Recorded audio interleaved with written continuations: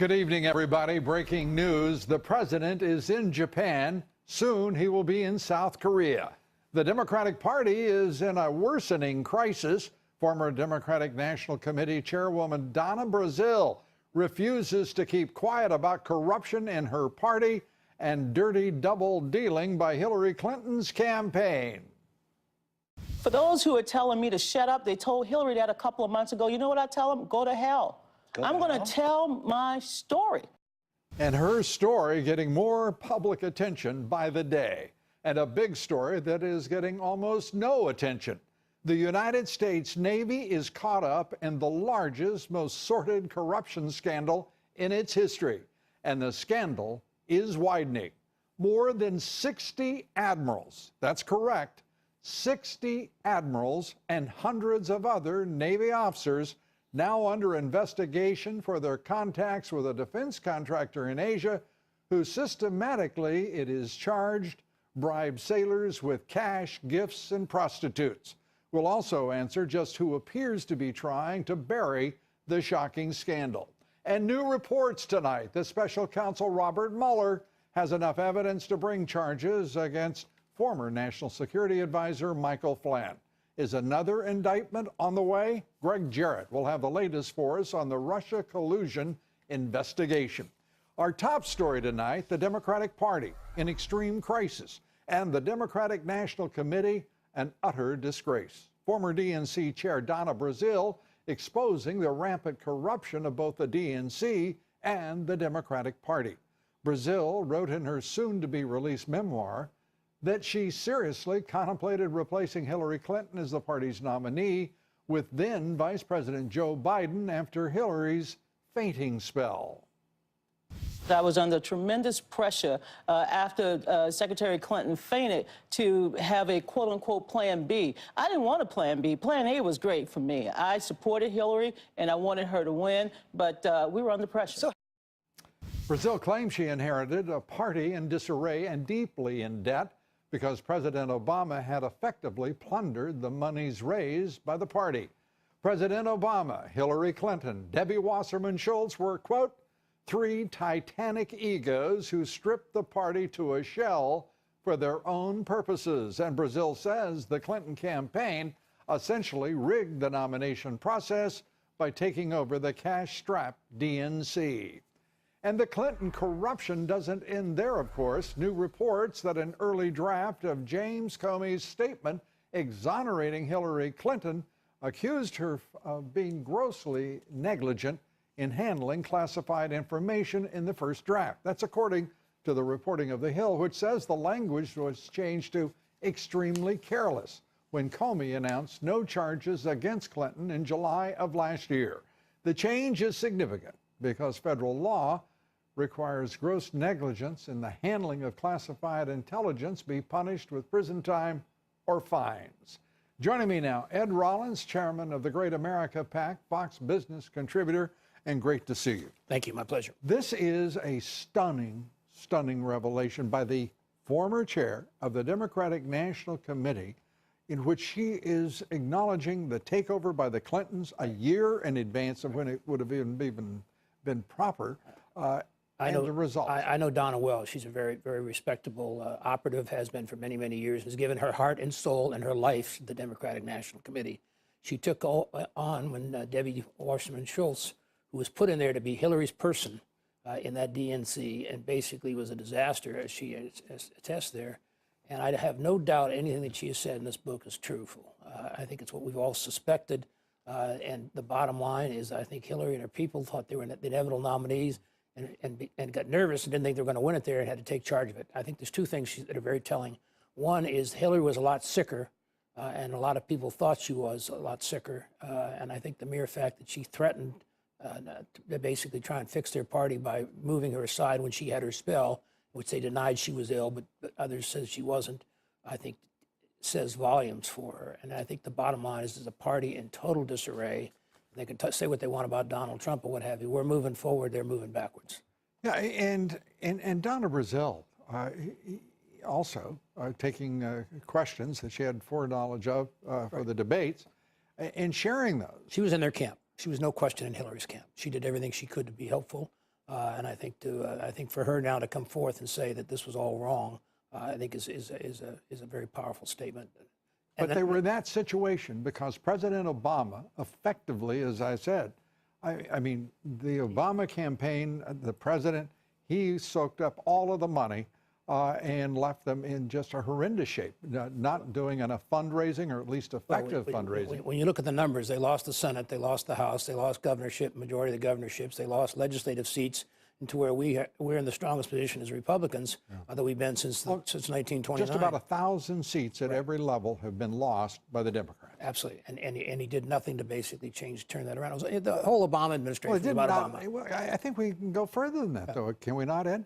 I mean, not only did he do nothing to stop it, he, in fact, is the reason for it. No question about that. It was a rejection on a massive scale. No president has seen that kind of defeat at every level of government. All self-inflicted, and then his great legacy, which was the Obamacare, which is an absolute disaster, and the president in very short order has basically undone all these bad regulatory stuff that was very destructive to business. And the movement forward in the stock market and everything else that you know so well and articulate so well is really because of those regulations being repealed. It's given a great confidence to the business community. Yeah, I think we also have to give great credit to the president. And there's there is a significant reluctance, certainly within the national left-wing media, even the business press, which is generally far more moderate and balanced, if you will. But there is just this great resistance to acknowledging what has happened as a result of the election of Donald Trump to the presidency. And it is empirical. Look at the numbers on November 8th and look at them today. And it's an unprecedented level for the Dow. We have never seen the Dow move at this level in our history. Well, what he promised in the campaign, which he was elected a year ago, as you said right now, was he was going to fix this economy, he's going to create jobs, create businesses, and make it a better, a more healthy economy. And he's doing all of that. The rest of it's all sidebar stuff that's totally irrelevant.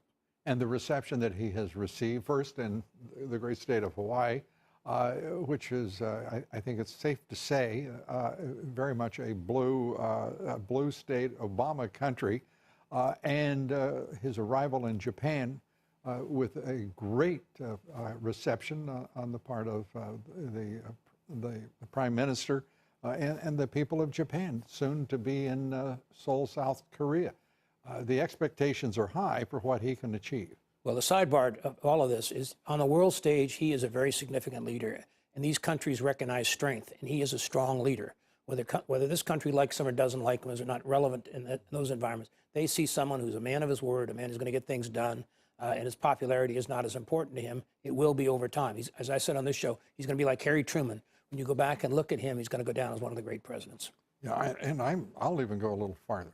I don't think it's going to take too long for people in this highly polarized, divided country. I think that you're going to see a significant tilt next year, particularly in the midterm elections. It'll be a reflection and a barometer of it all. But this is a country that wants to heal, to be healed, and I think he is the guy to do it.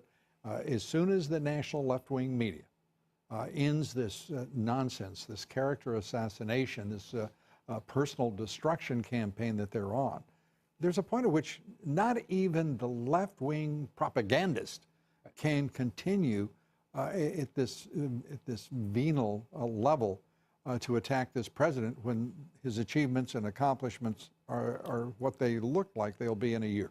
And anybody sitting down with him in this tour, the leader of Japan, the leader of South Korea, the leaders of other Asian countries, treat him with the respect that he deserves because they know he's a man of his word, and they know that he's a great, strong leader who's going to protect our allies. A big test in Virginia.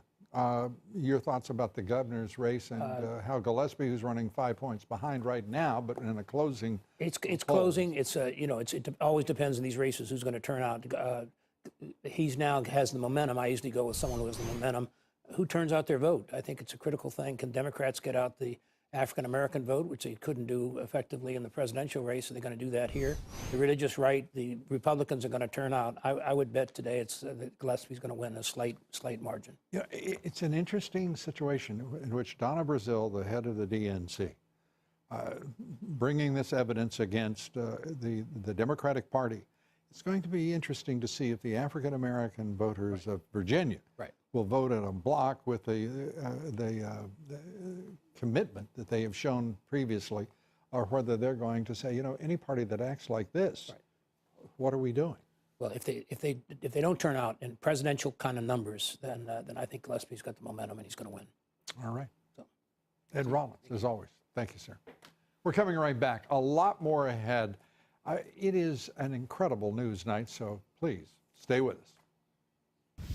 President Trump promising his massive tax reform legislation will help middle-class Americans. It's for the middle class and it's for jobs. And I would say maybe even in that order. So the middle class is a big beneficiary, jobs and companies are big beneficiaries, but the companies really create the jobs. And we really have, Laura, we've had tremendous receptivity to it. Tonight we take up whether Republican leaders can deliver on tax reform for the president and for all Americans. Congressman Dave Brat joins us. And Democrats at war. Former DNC Chair Donna Brazile admitting she considered replacing Hillary Clinton with Joe Biden just weeks before Election Day. And Brazile telling Democrats who want her to shut up to go to hell. We'll take up the deeply divided Dems and much more straight ahead. Stay with us. The House Ways and Means Committee today began the markup of the tax reform legislation. There are now discussions on the inclusion of a provision to repeal the individual mandate in Obamacare as well. The president has been very interested in doing so. We're also watching for any fixes on state and local taxes to court the votes of New Jersey and New York Republicans, a contentious and controversial issue. Joining me now, Congressman Dave Brat, a member of the Freedom Caucus. He also serves on the House Budget Committee. He was also an economist. I guess you're still a recovering economist. I'm trying. Congressman, good to have you with us. Thank you, Lou. We're already farther than many people thought possible. Yep. You're in markup in the House Ways and Means Committee. You're also looking at the prospect of, I don't know how many brackets. I've lost track. I can't tell if it's 3, 4, 5. Is there something waiting in the wings? What's your, let me take your temperature on this. Yeah. Do you think you're going to be able to get this thing through and make it a piece of law that will truly be a middle-class tax cut and do everything that the president, or most things that the president has promised? Yeah, I do in bulk. The average family income in Virginia is about $60,000. They're going to get $1,200. The one piece, you just mentioned a couple of the key pieces. The one piece we probably got some work to do on is the S-Corp, small business. Most folks weren't familiar with this 70-30 provision where they move down to a 25% tax rate, right? Corporations go down to 20, small business down to 25. But they can only write off 30% of their business expenses, not 70% of compensation. And so some of the folks, you know, lawyers, doctors' offices that run small business without much capital intensity, they don't get as much relief. Yeah, but you know, they're still going to get the individual relief. I think the relief. problem here is, Congressman, yeah, they probably think they're working just as hard as other people and ought to get the full benefit of a tax cut, just like everybody else. Right, and that's the point I want to get at. The people that are frustrated out there, just so you take the angst out in the right place, we're writing it to $1.5 trillion deficit in the Senate because of stupid Senate rules and the stupid rules we operate up under here. If you want well, I'm more just proud tax you all cuts, are following some kind of rules. Yeah, no, I know, barely. But if you want real tax cuts, spending is the swamp up here, right? We have not been willing to get at spending. Some of us have 100 scores on all that, dealing with spending, fighting the budget fight every year. But that's the reason. Right, we can only write it to $1.5 trillion deficit. There's only so much money to work with, so people are going to be frustrated. They want to see huge numbers, right? They want to see big checks coming back to them from the federal government. They'll be moderate size. They'll be good. The middle class, corporate, small business. Here's a problem for you, Congressman. You're talking about capping state and local taxes. You're talking about capping mortgage interest deductions. Very specific numbers, 10,000 on mortgages. Everybody knows what the deductions were for their state and local taxes. They can calculate pretty much. Those are understandable numbers. people can't get a hold of, well, if you're going to cut the corporate tax down to 20%, why can't you tell the middle class, working men and women, and American middle class families what they're going to get? This is, after all, declares the president, a middle class tax cut, and $1,200 doesn't sound like a 40% cut like you're giving corporate America. Well, we've got the brackets. They're pretty good. Up to 12%, up to $90,000 for family of four, up to 25%, up to $260,000. Right, so you've just dealt with the middle class easily. All that money, right? Some people may not understand how the tax system works, but if you make they're a hell of a lot smarter than you're getting swampified. By the way, you're getting swampified when you talk down to the American people, Congressman. No. This audience is very damn smart, and they know when they're fed a line of bull, and because they've had a diet of it. Yeah, I'm with you on that, Lou. What I'm trying to say is many people don't know from 0 to 90, you're paying 12% under this thing. Some people think you're just paying the rate you're in, the 35% rate. You're paying 25% all the way up through 260,000. So you're paying 12%. And then 25%, and then 35% only on the extra income over 260,000. Right. And so that's not simple math, right? We should have a calculator developed already that's out online, so everyone can. That's what I just said to you. Yeah. People need to understand why you know exactly what you're going to give corporate America. Yep. Because they spend a lot of money there on Capitol Hill I'm to with make you sure on that the part. numbers are simple and straightforward and clear. Yep. The middle class and working folks. Small business people, they don't spend enough money there to really get a clear, straightforward answer like you give corporate America. And you guys need to change that, in my humble opinion, before you come out of the markup and move ahead. Yeah, I think we're going to do it. And so people are clear on the home mortgage deduction, too. That's capped at $500,000, but anyone in it, no matter what your house is, if you're in it, you're safe, you're grandfathered. It's $500,000. Lord, I got to tell you, when you got to tell the American people they're safe in their own damn homes, right? You're not doing good, Congressman. You're not doing good. And by you, I don't mean you individually. Yeah, I know what you're getting at, but this, let me tell the folks before I leave. This side of the aisle is doing much better than the other. The other put in a budget that raised taxes by $10 trillion. We're lowering taxes. And in a running race, all you got to do is beat the slower runner behind you. They're behind us. They raised spending $11 trillion, right? So half the aisle wants that. So it makes it very hard. We got to be about 100%, right, on every single thing. If we lose anybody in the Senate, right? If we lose two, the thing you got to do is be honest and clear. I agree with you. And talk to the American people, the middle class, working people, small business, because that's where the damn jobs are. And that's where the folks are who work in those jobs. Yeah, well, that's my whole district. And if you're ignoring them this early in the process, what the hell's going to happen when you get to conference?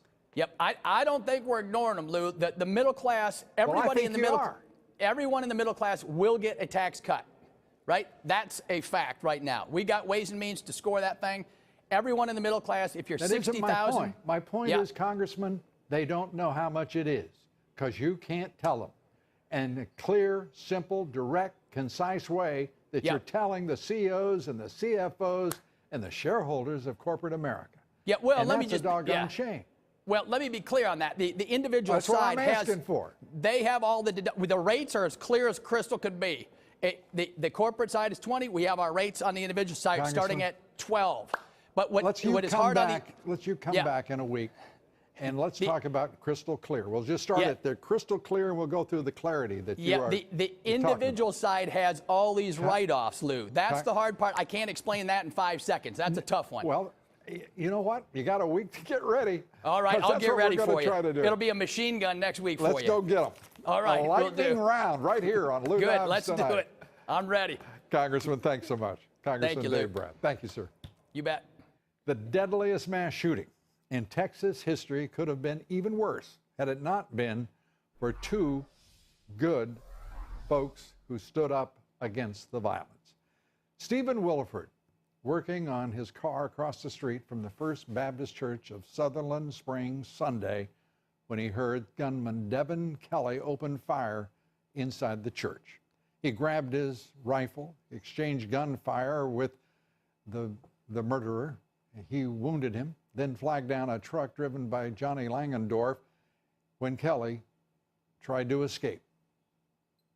The shooter got in his truck. The gentleman with the rifle came to my truck as the shooter took off, and he briefed me quickly on what had just happened and said that we had to get him, and so that's what I did. Texas law enforcement telling us the shooter was hit 3 times. 1 self-inflicted wound to the head, 2 fired by the armed citizen who shot him in the leg and the torso. In total, 26 people were killed, 21 others wounded.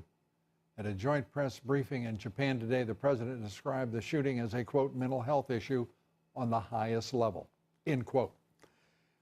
On Wall Street, another record-breaking day for stocks. The Dow up 9 points, the S&P up 3, the NASDAQ gained 22.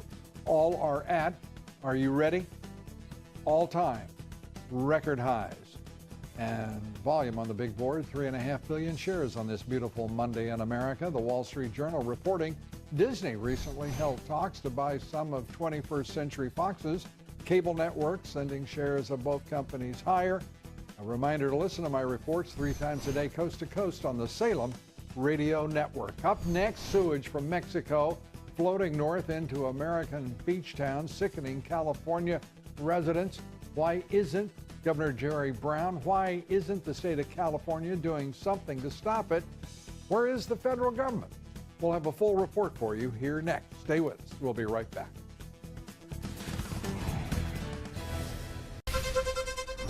Saudi Arabia's crown prince ordering a roundup of rivals in an effort to consolidate power in the kingdom. Dozens of Saudi royals, ministers, and businessmen arrested over the weekend in corruption crackdowns across the kingdom. The strong, centralized ruling royal family now demonstrating what it means to lead in the defense of Iran's expansionist initiatives against the Gulf states. Here in the United States, the Navy's investigation into the so-called Fat Leonard corruption scandal is widening, now targeting 60 admirals and hundreds of other Navy officers.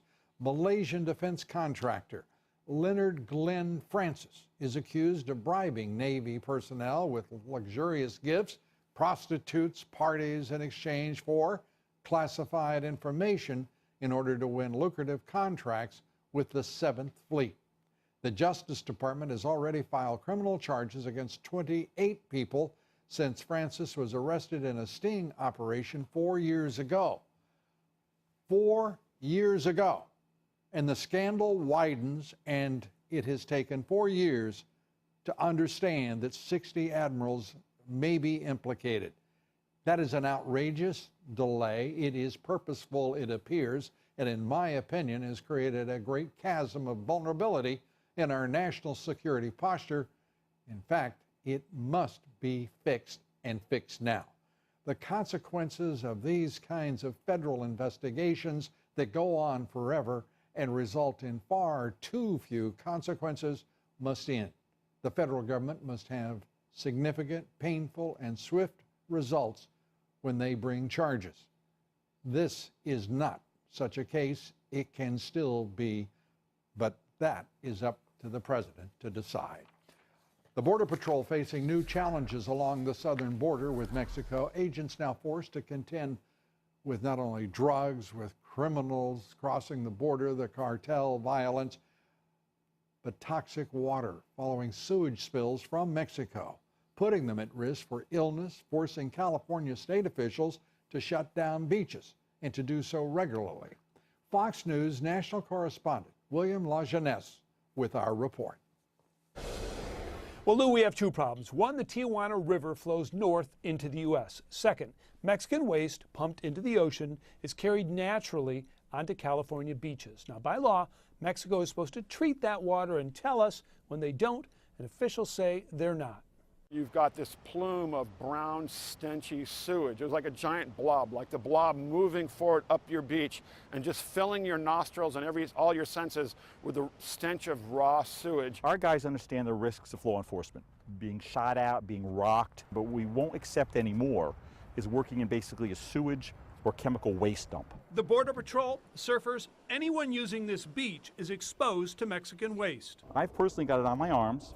And literally within a minute, I've had a huge rash to the point my supervisor said, go to the hospital. This year, 83 of 300 agents filed reports of being affected. Chromium, cadmium, lead burns their boots. Swimmers immersed in E. coli get physically sick. It's usually frothy, it's kind of brown, it stinks quite a bit. In February, a spill in Mexico sent 250 million gallons of raw sewage and industrial waste into the U.S., where the Tijuana River flows north over the border.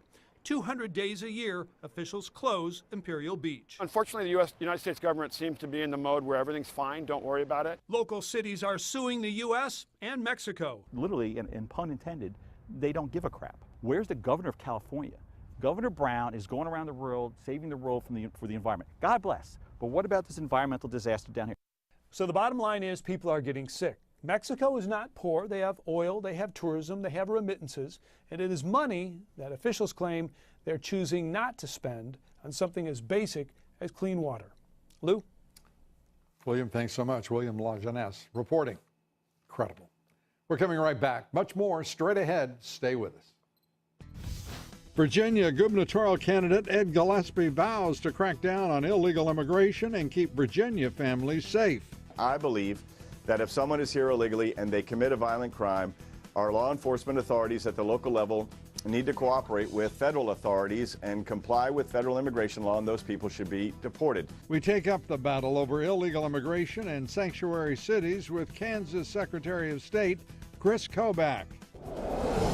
And a thrill-seeking paraglider and a biker, combining talents for an incredible stunt high above the French Alps. We'll have the exciting video for you next. We'll show you. Stay with us. We'll be right back.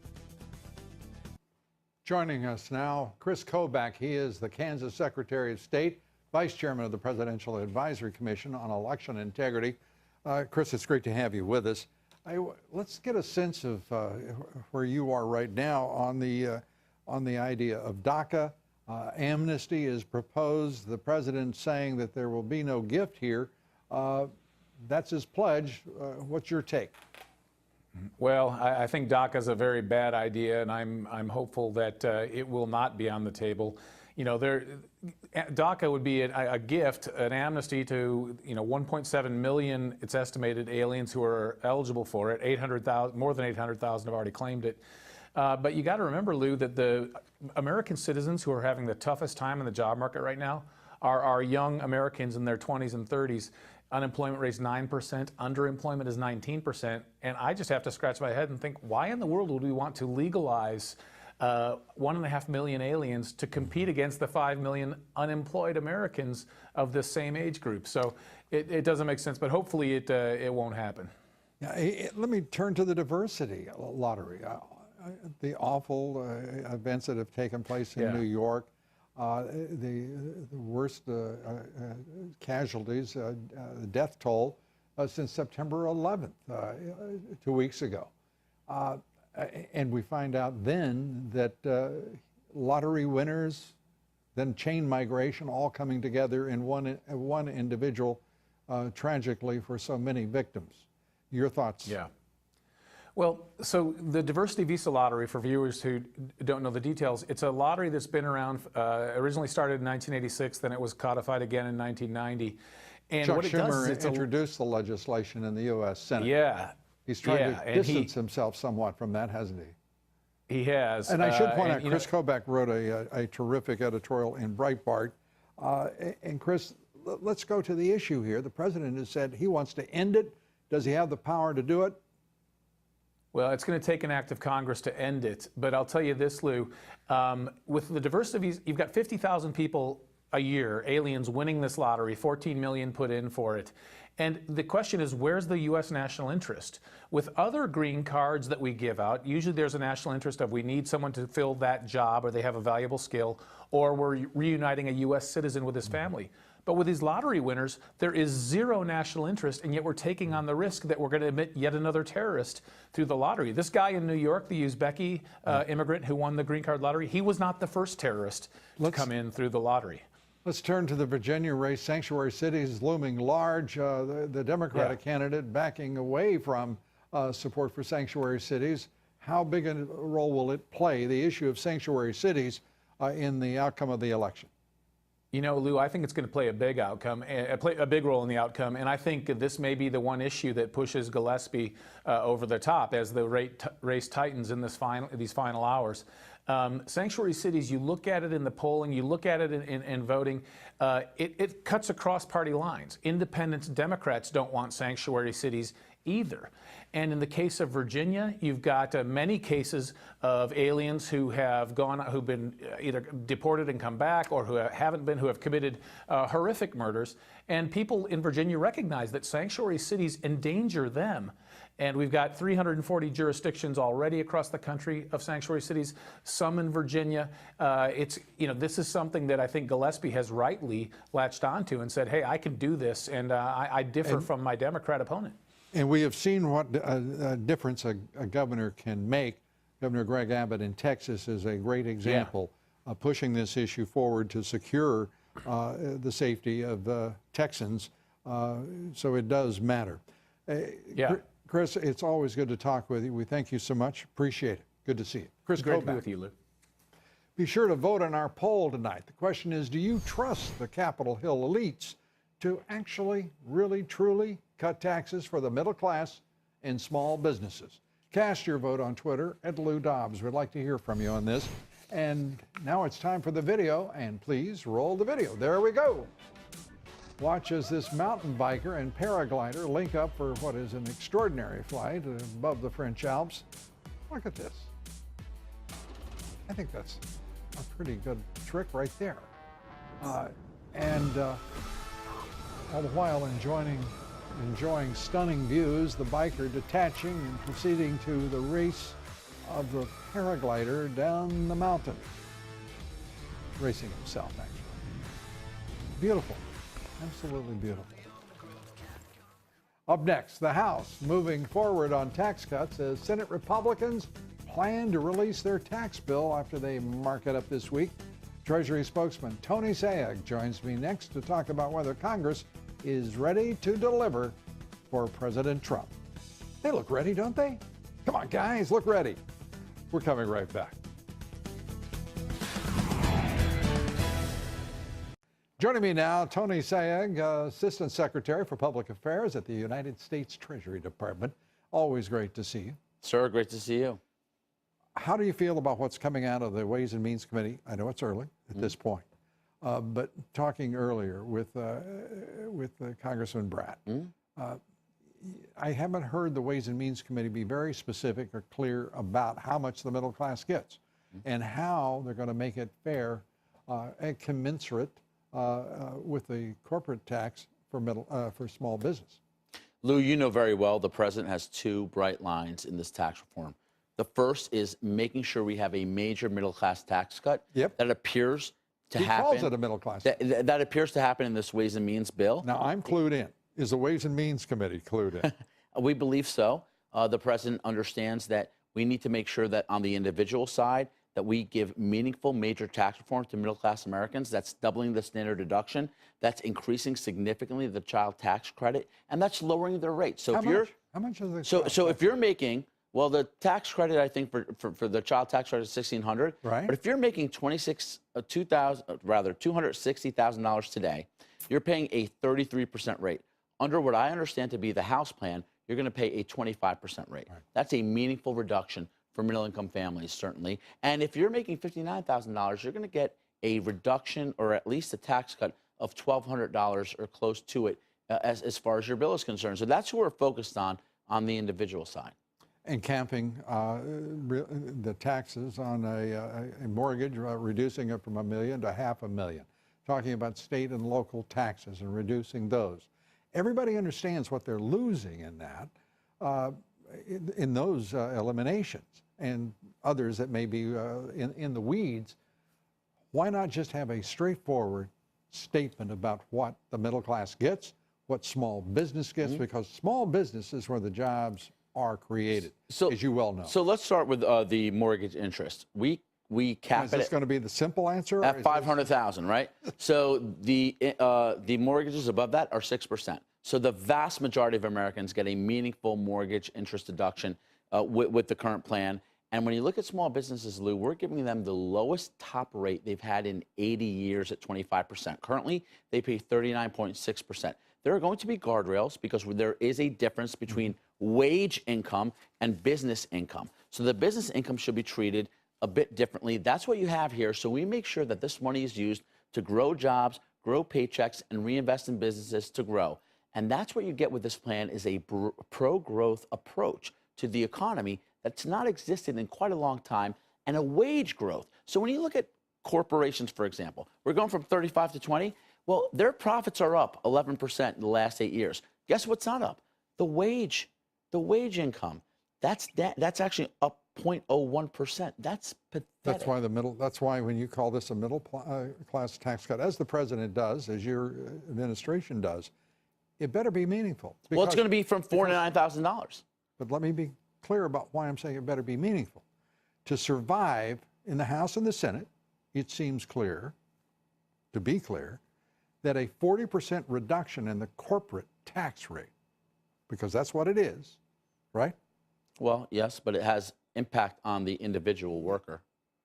Well, I think Americans right now, the middle class that have had static wages and have watched the middle class shrink for 11 years and who have turned to this president believing that he will make the difference in their destiny, will want to see tangible evidence of the direction and the result and the consequences for them. This is a middle class right now that needs to know what the number is. And you can call it a middle class tax cut, but until most of that money is moving toward the middle class, working men and women, their families, and small business, we're missing a it could be a horrible miss. That's all I'm saying. But we totally agree. So, for example, on the workers' I got to go. We have $4,000 to $9,000 in pay increases if we do the right reforms on the business. I'm going to say the same thing to you I said to Congressman Brandt. The next time we talk, why don't you have a number for the folks so that they can buy into this, support their congressmen, their senators? We have a number, $1,200 for a family making $59,000 and up to $4,000 to $9,000 for the worker. It's very significant, Lou. Thank you very much. Now, I want a word other than significant, and I want a number other than, maybe. I'm really very serious about it, and I'm also very serious about the incentive for bringing back all of that repatriated capital, which is a brilliant idea. And it's in here. I think the problem is me, folks. I don't understand these taxes and tax cuts. So next time, if you will lead me through it. We will. Thank you, sir. Delighted. Thank you. Tony Sagg, as always, great to see you. Thank you. Up next, the real Russia collusion. Tony Podesta lobbying for Russia's Uranium One deal. Remember that deal? I think everybody in Washington was involved in it. And failing to file as a foreign agent, that was, so many people in Washington seem to be absent-minded, otherwise brilliant, massive egos, but they can't remember to do little things like follow the law. We'll take it up with Greg Jarrett, Christopher Bedford, right after the break. Stay with us. We'll be right back. Joining us tonight, editor-in-chief of the Daily Caller, Christopher Bedford, also author of the new book, The Art of the Donald. Great to have you with us. Fox News legal analyst, Greg Jarrett. Greg, great to have you with us. Let's start, Christopher, let's start with you. First of all, the president right now saying that he is going to deliver to all of those folks with a tax reform plan. How confident are you? Because you've been studying the proposition. I've been studying the proposition, and Donald Trump has put forward a lot of different solid policies. He's put forward exactly what he ran on. And Paul Ryan, he's been criticized a lot, but he's basically passed the Trump agenda. Where it's died in every single level has been Mitch McConnell's Senate. Now, Mitch McConnell doesn't have the kind of power that old Senate leaders used to have, but he's got Republicans who are backing out on all of the promises that they made and the promises that the president made. So I think the chances that this gets through the Senate this year are low. Are low. And that the conclusion there, Chris, was jarring. I don't think I could argue vigorously with you at this point. Greg, let me turn to another part here, and this is a president who is still dealing with an out of control, it appears, special counsel. Right. And Congress is making it clear he's going to get to do whatever he wants to do to this administration. The special counsel has 3 disqualifying conflicts of interest: Uranium One, the Trump dossier, and any Trump Russian obstruction of justice related to James Comey, because they're longtime friends, partners, and allies. This is a man who should never have taken this job and should now recuse himself and step down. Bring somebody else in. It doesn't mean the investigation goes away, but I don't think Americans will ever have confidence in the integrity of the results with this man in charge. Chris, do you see this as a crisis now of confidence in the Justice Department, the FBI, as well as the special counsel? They're all one part and piece of the whole. And a deserved crisis in confidence.